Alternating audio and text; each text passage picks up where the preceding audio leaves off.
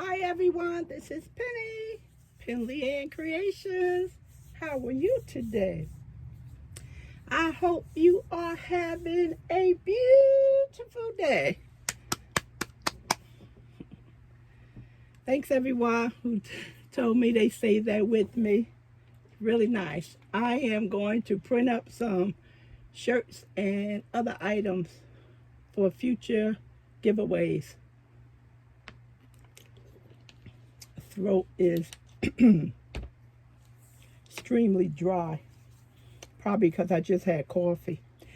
Everyone, today is Tip Tuesday. Tip Tuesday. Tip Tuesday. Today is Tip Tuesday. I was asked to show how do I change yarn, attach yarn, whether it's a different color or the same color. Now, I am going to be honest with you. I have my own ways of doing things.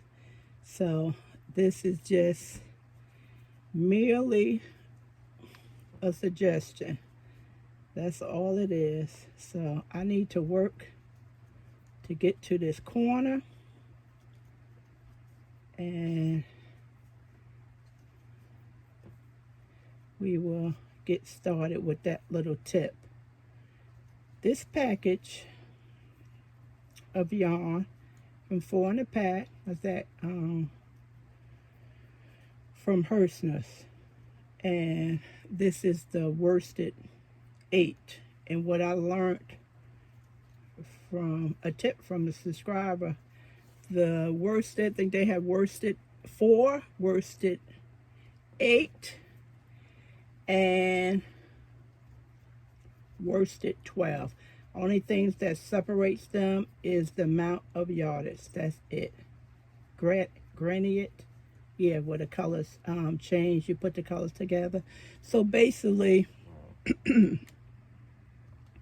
Hershner does the thinking for you. So if you're tired of using your yarn combinations, Hershner puts yarn together for you.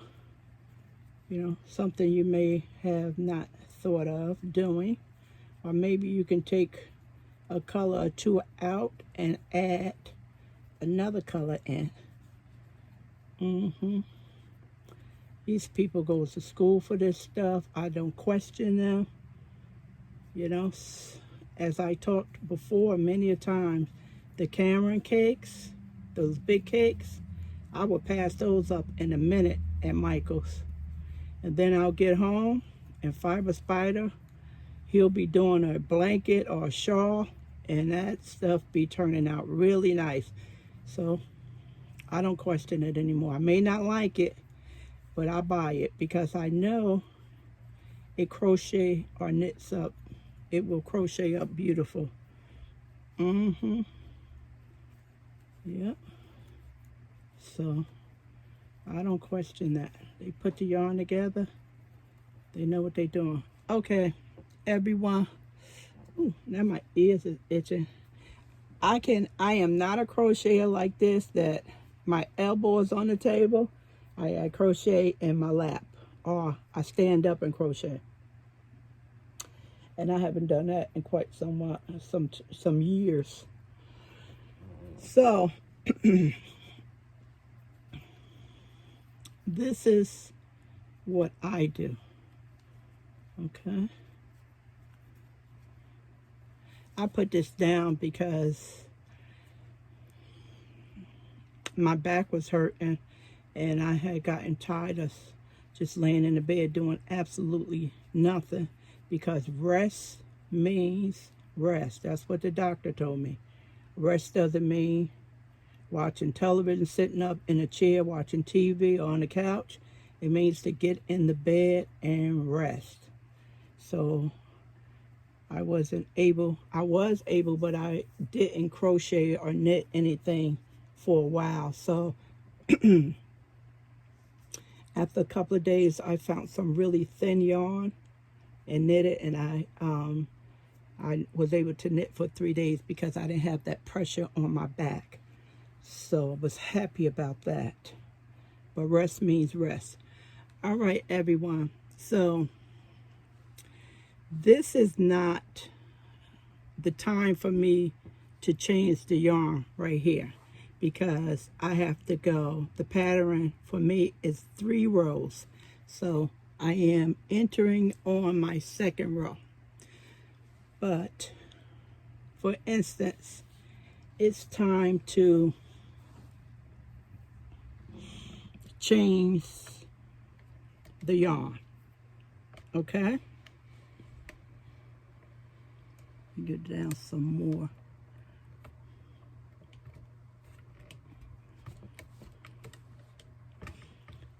All right, so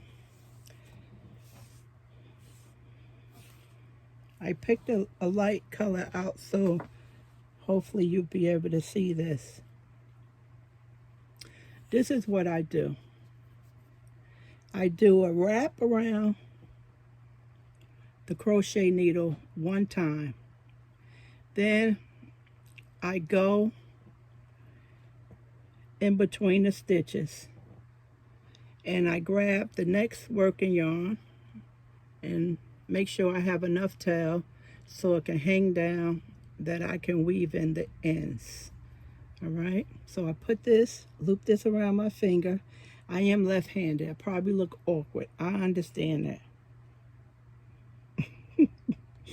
No, got that a couple of times for family members. So, then watch me stare apart. It is really funny. Anyway, so wrap this around my finger and I just position it to the back so I can grab it. And I bring the loop through the hole. In the meantime, you have to hold the yarn that you was working with. It's not going well. Okay? You got to kind of bring them together. Okay? So you have a snug fit. See? So in the back, you just holding the yarns. You're holding this one and you holding this color.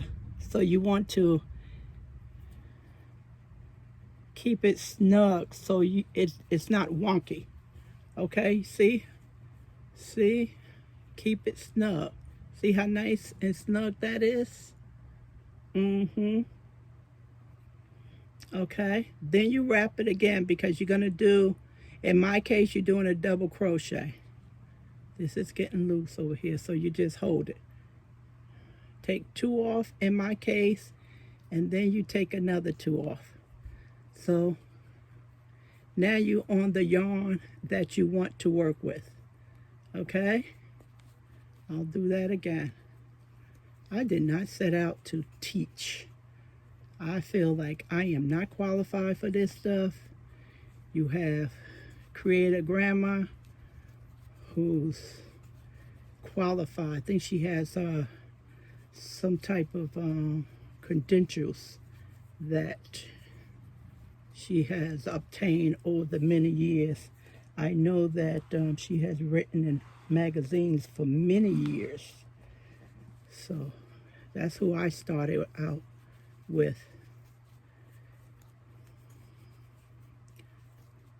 Okay, so this is what it looks like. Oh, I can use this as a pointer. See here?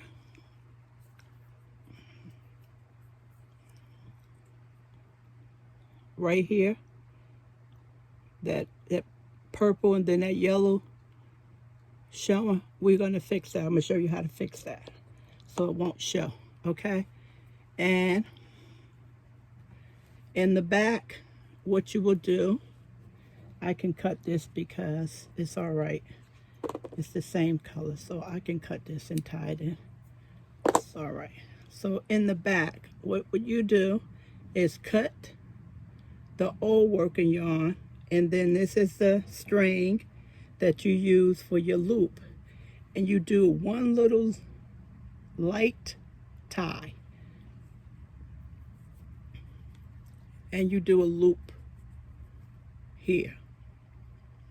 This is what I do. I do not finish this off. Why? Because basically I do a quick scan, and I scan and see if I've missed a stitch. Sometimes I miss the whole stitch because I don't look when I crochet. It's by feel. Once in a while I'll glance down. And sometimes most of the time, it's not that I miss the stitch. I usually don't put 3 in there. I usually just put 2. That's where I find errors at. So before I tie this off, I make sure that this row right here is completely finished correctly. Because if I go all the way back around with this, if I can crochet all the way around with this yellow, and I get to the very end over here and I find an error, now I have to pull out 2 rows. And another reason why I don't finish this completely off is because I do something that they say don't do, which is I put knots and stuff. And then I leave a long enough tail where I do a lot of weaving knots, because Afghan gets a lot of wear and tear, and you want to make sure that it can hold up for 20 years, and it does. But you want to make sure you get those good knots in there so it will hold up over the many years. So you just want to make sure these areas right here, you have enough string to tie it off. So that's why I don't tie anything in yet. Once I get 2 or 3 rows up, I know I don't have any errors. So then I deal with this. In this case, I haven't dealt with anything. So let's just do it. Let's just go over it one more time.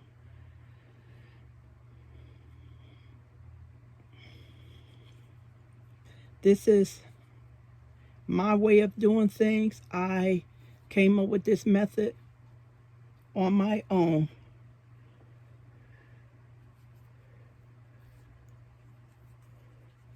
Okay, so this is the last stitch. Now I need to change here. It's calling for me to change a color. Okay, so grab the yarn, the working yarn that I'm going to be working with. Make sure the tail is long enough. Loop it around your finger so you can access it once you go into the, so you wrap it around the crochet hook and go in to get the new working yarn, which is right here. You just grab it like you would do your regular crochet. Okay, come on, let's go. And then you will grab your old working yarn tail, because you cut it, and the new working yarn tail, and you want to bring it down so it's snug. Not snug like really tight, but bring it down to your gauge. And I am a tight crocheter, so I don't like wonky work. I don't do wonky work for myself. My family members, they do. So wrap the yarn around the needle and hold it, and you take off 2. Okay, and the first stitch is a little challenging because it's the first stitch, but once you get to the first stitch, going into the second process of the double crochet, it's easy because you already locked it in. Okay, come on, let's go. Okay. Oh my goodness. Okay, so now it flows now. It absolutely flows with no problem. So this is not the yarn that, of course, I am gonna be using I am going to continue with these colors. That was put together by Hirschner's, and I think they still have the sale on. They have I think it's 50% off. Okay, 3. All right, this is a different weight of yarn than what the yarn from the worsted 8, because I can feel it. I just want to get some space.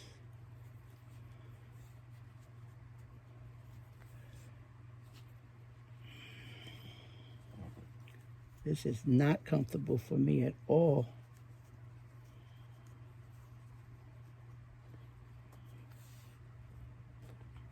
See, I still do this to all my yarn like I showed you. Now, so when I crochet here, I say I watch TV on my YouTube, and my fingers is going into the next hole, and I can feel it. I put my finger through, and I'm able to just work it like that. And then I slide it along, and my finger go here. That's how I know where the next stitch is. Now, with knitting, it's the funniest thing. I don't know how you people knit and don't look down. I guess being that I just started 2 years ago, I have to pick that one up.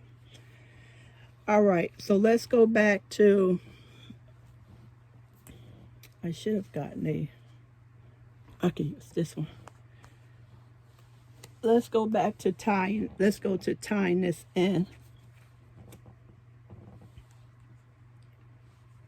I was supposed to put 2 chains here. Okay, now swing this around.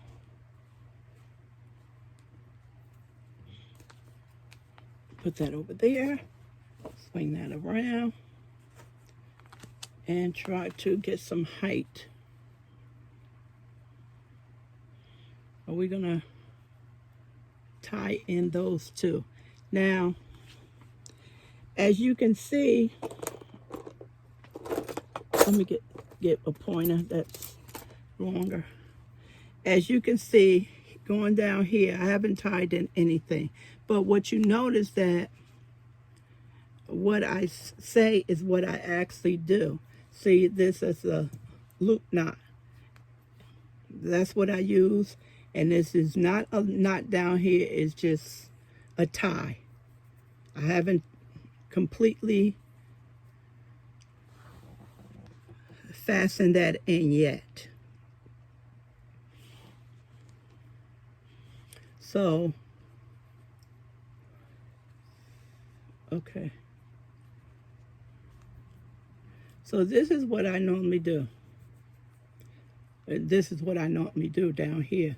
So I normally just, being that this is the first row of adding a new color in, I would just tie one little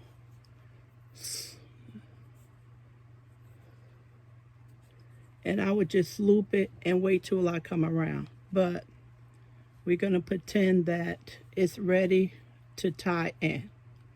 So I would tie this in, and then I would make a knot. Yeah, I know. I can hear my instructor from when I was at Blueprint Crafty. Do not put knots in your stuff. I do. Okay? Now, see all that purple showing? We're going to take care of that. And this is how you take care of that.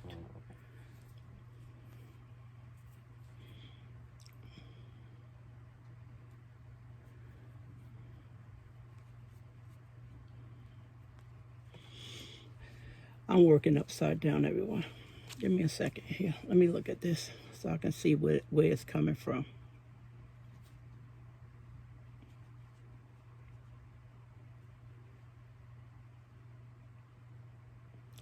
Now, not so much of this loop you have to worry about, because when you come back around, everything hides itself.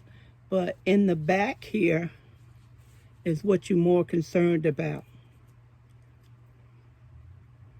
So you want to keep the colors together, the same colors together. You want to keep those together, okay? So you have a purple showing right here. Right there, see that purple? So what you want to try and do is just work. It's no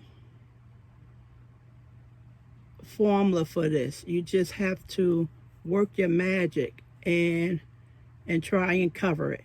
That's what you have to do. That's exactly what you have to do. And you have to just guide the yarn where you want it to go, and then you give it a little snug and you cover it. See? See? And you cover it. And then as you go up a little further, you want to make another knot here. You make another knot here, and you pull that down, and you continue to weave it in, make little knots. If someone's telling you not, if it worked for you, by all means. I've been doing this, let's see, 12 or 13 since I learned. And blankets, I always tied the knot in, because I was just so scared when I was a kid. But as an adult, for me, that's the best thing to do, is tie the knot. And you weave it, and you make sure that you use that yarn to cover the yarn you don't want to see. So being that I took the knot out, the purple started showing again. So you saw it in the beginning. Now this color definitely will always go in the color that it matches. So this is easy to see. You want to definitely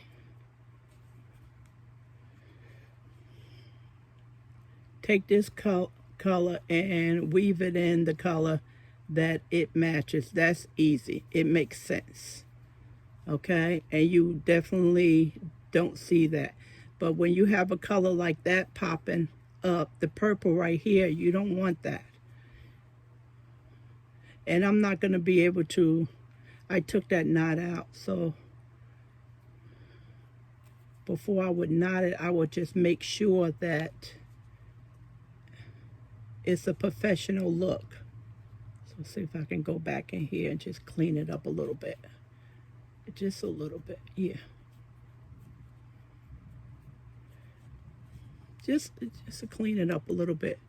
And I won't have a bulky knot sitting there. To me, that doesn't look nice. But you can see what I'm talking about.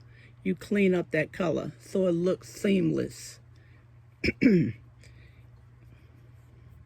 This yarn is not a problem because it's the same color as this one.